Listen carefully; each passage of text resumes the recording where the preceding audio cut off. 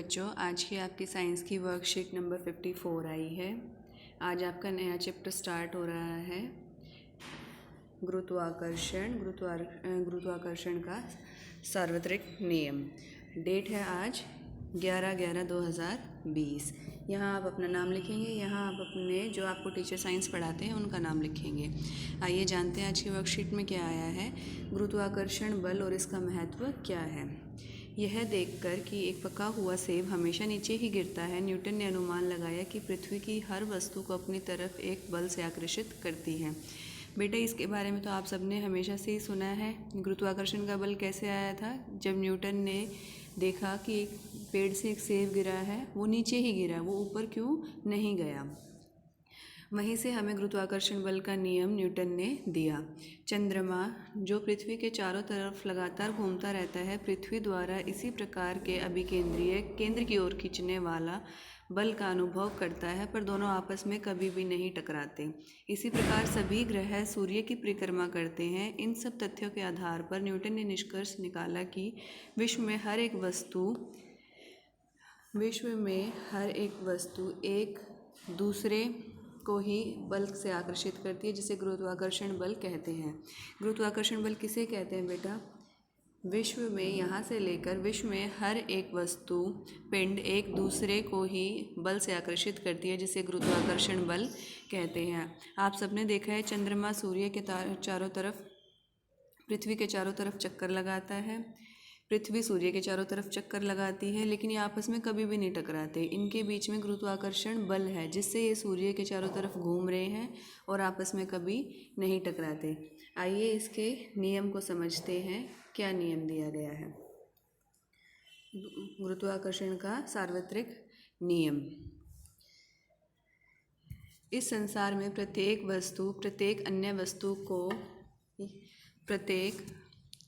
वस्तु को एक ऐसे बल से आकर्षित करती है जो दोनों वस्तुओं के द्रव्यमान के गुणनफल के समानुपाती और उन वस्तुओं के केंद्र के मध्य दूरी के वर्ग के व्युत्क्रमानुपाती होता है, जिसे गुरुत्वाकर्षण का सार्वत्रिक नियम कहते हैं। बेटा, आपसे कोई इसकी अगर डेफिनेशन पूछता है गुरुत्वाकर्षण बल का क्या है, तो आप ये बताएंगे। यहाँ से इसकी डेफिनेशन इस संसार से शुरू होके गुरुत्वाकर्षण का सार्वत्रिक नियम कहते हैं। इस नियम में क्या बताया गया है? कोई भी दो ऑब्जेक्ट मान लीजिए एक m1 m2, इन दोनों के बीच की दूरी हमने किससे दिखाई है? d से दिखाई है। इनके बीच में इसका द्रव्यमान है m1, मास m1, इसका दूसरी ऑब्जेक्ट का वस्तु का मास है m2, द्रव्यमान है m2। इसने बोला है गुरुत्वाकर्षण बल में दोनों वस्तुओं के द्रव्यमान के गुणनफल के समानुपाती, फोर्स जो होगा समानुपाती होगा दोनों के गुणनफल का, m1 इंटू में m2। समानुपाती का साइन बेटा आप सब जानते हैं, ये होता है। और फिर क्या बोला है? उन वस्तुओं के केंद्र के मध्य दूरी के वर्ग के व्युत्क्रमानुपाती होगा, मतलब फोर्स इन्वर्सली प्रोपोर्शनल होगा डिस्टेंस के, d स्क्वायर के। बल जो होगा व्युत्क्रमानुपाती होगा किसके? डिस्टेंस, इनके बीच की जो दूरी है उसके वर्ग के बराबर होगा। जब इन दोनों इक्वेशंस को आपस में मिलाते हैं तो हमारे पास फोर्स बन जाता है, बराबर है m1 गुणा m2, बराबर नहीं, यहाँ पे ये वाला साइन आएगा, directly proportional upon d square. और जब हम इस साइन को हटा के बराबर लेके आते हैं तो हमारे पास आता है g। एक तो पहली इक्वेशन ये, फोर्स कैसे होगा? समानुपाती होगा दोनों मास के बराबर, और व्युत्क्रमानुपाती होगा दूरी के बराबर। और जब इन दोनों इक्वेशंस को हम मिलाते हैं, समीकरण 1 और 2 को आपस में मिलाते हैं, तो हमें फोर्स मिलता है ये। अब इधर से हमने इसका समानुपाती का साइन जब चिन्ह हटाते हैं और इक्वल टू लगाते हैं, तो इसकी जगह पे एक नई क्वांटिटी हमारे पास आई है g। g क्या है बेटा? इम्पॉर्टेंट है ये। g क्या है हमारे पास? अनुपाती स्थिरांक है, जिसे क्या कहते हैं? गुरुत्वीय स्थिरांक, ग्रेविटेशनल कांस्टेंट, जिसको क्या बोलते हैं? गुरुत्वीय स्थिरांक, ग्रेविटेशनल कांस्टेंट जिसको हम बोलते हैं, जिसका मान कितना होता है? 6.673 इंटू 10⁻⁻1 न्यूटन मीटर स्क्वायर पर केजी स्क्वायर। इम्पोर्टेंट है, इसको आपको याद रखना है। जी का मान क्या होता है और जी किसे कहते हैं, ये आपको बेटा पता होना चाहिए। अब इसके नियम के महत्व क्या है? गुरुत्वाकर्षण के सार्वत्रिक नियम के महत्व क्या है?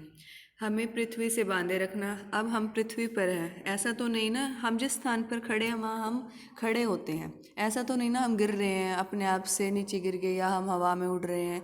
अगर गुरुत्वाकर्षण बल नहीं होता तो ऐसे ही होता, हमें पता ही नहीं होता हम कहाँ जा रहे हैं। हम झूलते हवा में उठते कहीं भी जा सकते थे, कोई रुकता ही नहीं।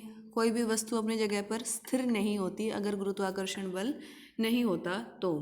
पृथ्वी के चारों ओर चंद्रमा की गति, ये भी इसका है। सूर्य के चारों ओर ग्रहों की गति, चंद्रमा तथा सूर्य के कारण ज्वार भाटा, समुद्र में जल के स्तर का बढ़ना और कम होना। ज्वार भाटा क्या होता है बेटा? टाइड एंड एब, जो किसके? चंद्रमा और सूर्य के गुरुत्वाकर्षण बल के कारण होता है।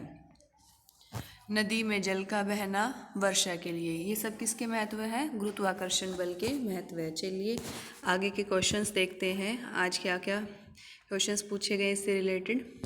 गुरुत्वाकर्षण का सार्वत्रिक नियम लिखिए। बेटा अभी मैंने आपको वर्कशीट में ऊपर बताया है गुरुत्वाकर्षण का सार्वत्रिक नियम क्या होगा।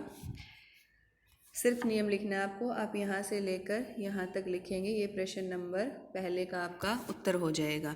ठीक है, इसके बाद दूसरा प्रश्न, गुरुत्वाकर्षण के सार्वत्रिक नियम का क्या महत्व है? महत्व क्या होगा बेटे? ये प्रश्न नंबर, ये जो आपका पैराग्राफ है ये प्रश्न नंबर 2 का आंसर हो जाएगा। यहाँ आप महत्व लिखेंगे। यदि गुरुत्वाकर्षण बल नहीं होता तो क्या होता? अपने विचार लिखिए। इस क्वेश्चन को बेटा आप अपनी भाषा में लिखेंगे। जैसे मैंने अभी आपको बताया, गुरुत्वाकर्षण बल नहीं होगा तो कोई भी वस्तु अपनी जगह पर स्थिर नहीं होगी, स्टैटिक नहीं होगी। सब कुछ वैसी वस्तुएं जिनमें आपस में कोई बल ही नहीं है, या तो वो ऊपर ही जाते जाते हवा में ही रहते, वो कभी नीचे ज़मीन पर आ ही नहीं पाते। ठीक है, चाहे वो लिविंग थिंग हो चाहे नॉन लिविंग थिंग हो, सजीव हो निर्जीव हो, वो हवा में ही रहते हैं, नीचे वस्तु स्थिर नहीं होती। पृथ्वी का वस्तु पर कोई बल नहीं होता, वो अपने केंद्र की तरफ वस्तुओं को खींच ही नहीं पाती। ठीक है, इसको आप अपनी भाषा में एक्सप्लेन करके लिखिए। चौथा प्रश्न, गुरुत्वाकर्षण बल में जी क्या निरूपित करता है और इसका कितना मान है? यहाँ अभी मैंने आपको बताया जी क्या निरूपित करता है, इसका उत्तर हो जाएगा बेटा ये वाला, यहाँ से लेकर यहाँ तक। ठीक है, जी क्या है? अनुपातिक स्थिरांक है, जिसको क्या बोलते हैं? गुरुत्वीय स्थिरांक, ग्रेविटेशनल कांस्टेंट, और इसका मान है 6.673 × 10⁻11 न्यूटन मीटर स्क्वायर पर केजी स्क्वायर। उम्मीद है बच्चों आपको आज की वर्कशीट समझ आई होगी। Thank you.